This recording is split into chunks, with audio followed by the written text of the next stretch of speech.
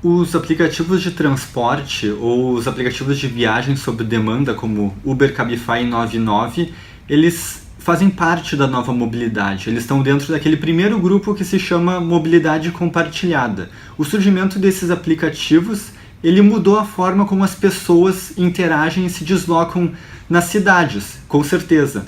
Mas uma coisa que normalmente não se para pensar é como isso mudou a forma como a gente se desloca. Ou seja, quando eu uso hoje esses aplicativos, qual é o deslocamento que eu estou suprimindo, né? Ou qual era o outro meio de transporte que eu utilizaria antes do surgimento desses aplicativos para fazer o mesmo deslocamento?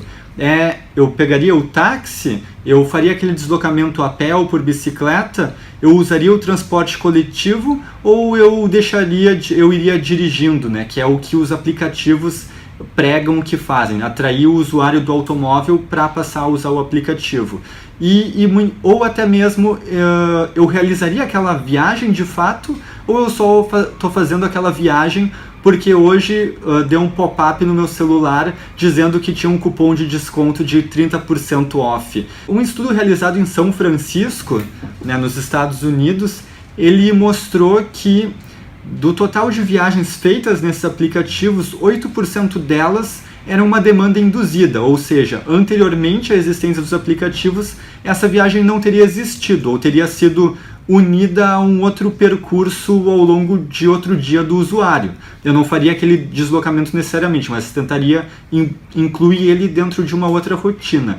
Além disso, 33% das viagens dos aplicativos eram de usuários que antes utilizariam ou utilizavam o transporte coletivo.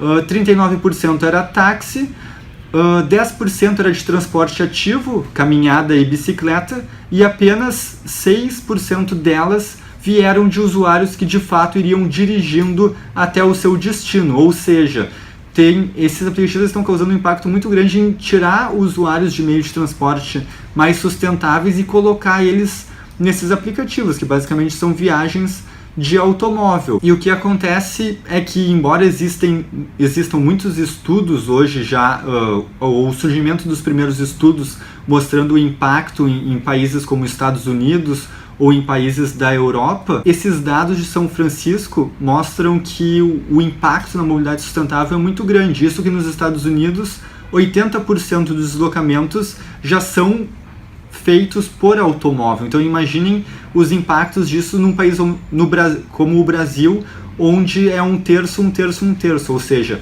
um terço das pessoas se deslocam em automóvel, um terço em transporte coletivo e um terço a pé ou bicicleta. Esses impactos seriam ainda maiores e se carece muito estudos nessa área para entender a real dimensão desses impactos nas cidades de países em desenvolvimento, ou nas cidades brasileiras. Né? Mas uma coisa é certa, tudo passa por uma boa regulamentação que consiga unir essas inovações ao sistema tradicional de transporte das cidades. Ao invés de ter os dois competindo pelos usuários, ter os dois de uma forma integrada e em rede, auxiliando na melhoria da mobilidade das nossas cidades.